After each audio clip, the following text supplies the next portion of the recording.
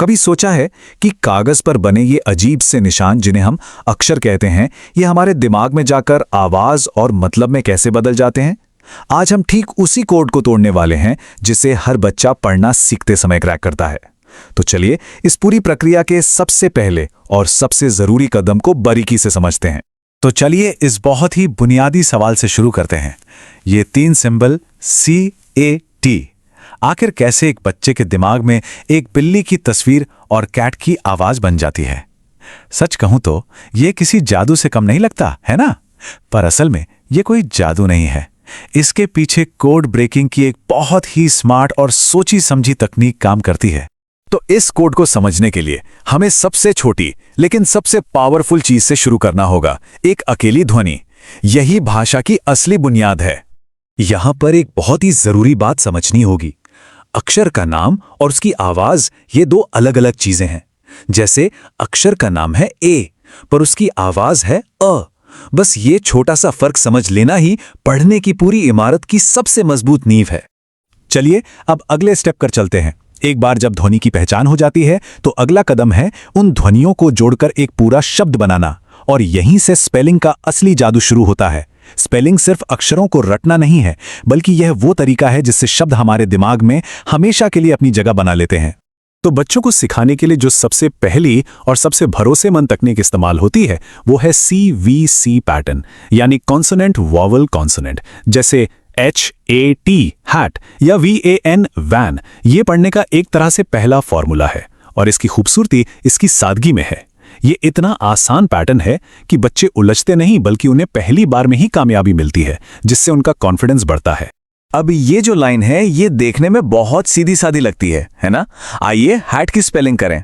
पर असल में ये सिर्फ अक्षर बोलना नहीं है, इसके पीछे दिमाग में शब्दों को बैठाने की एक बहुत ही सोची समझी स्ट्रैटेजी है। तो सवाल ये है कि ये काम करता कैसे है? ये एक बहुत ही पावरफुल 4 स्टेप की प्रोसेस है। सबसे पहले ध्वनियों को अलग अलग तोड़ना, ह, अ, ट। फिर हर ध्वनि को उसके अक्षर से जोड़ना, यानी स्पेलिंग। इसके बाद उन ध्वनियों को वापस एक साथ मिलाना, हैट। और आखिर में सबसे जरूरी स्टेप, दोहराना। बार बार स्पेलिंग करने से ही वो शब्द दिमाग में ऐसा पक्का होता है कि अगली बार उसे देखते ही फौरन पहचाना जा सके। अच्छा, तो एक शब्द तो सीख लिया, पर अब आता है असली मैजिक।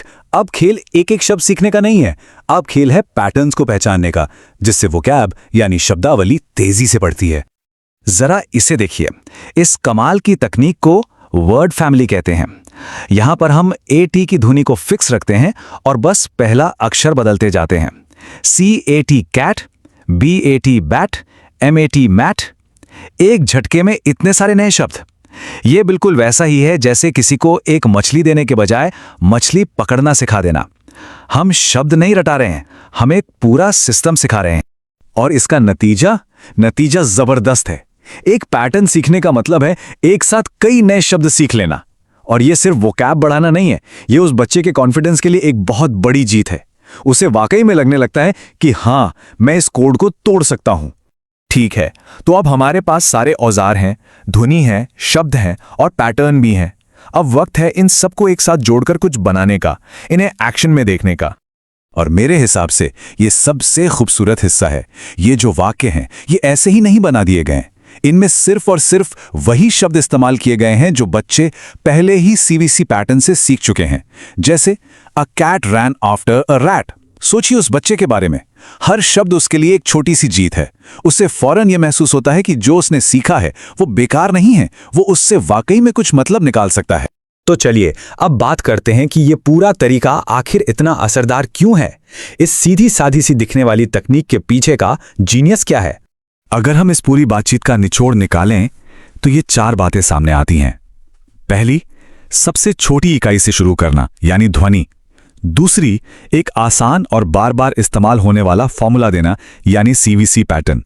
तीसरी, शब्द रटाने के बजाय सिस्टम सिखाना, यानी पैटर्न की पहचान। और चौथी, जो सबसे जरूरी है, स्पेलिंग रीइंफोर्समेंट, यानी बार बार स्पेलिंग दोहराकर उस अक्षर और उसकी ध्वनि के कनेक्शन को इतना मजबूत कर देना कि वो हमेशा के लिए याद हो जाए। तो अगली बार जब किसी बच्चे को पढ़ते हुए देखें तो जरा इस सवाल पर जरूर गौर कीजिएगा। अगर सिर्फ एक शब्द कैट सिखाने के पीछे इतनी गहरी स्ट्रैटेजी है, तो जरा सोचिए हमारे आसपास बच्चे हर रोज हर पल ऐसे कितने ही छिपे हुए कोड्स को तोड़ रहे होंगे।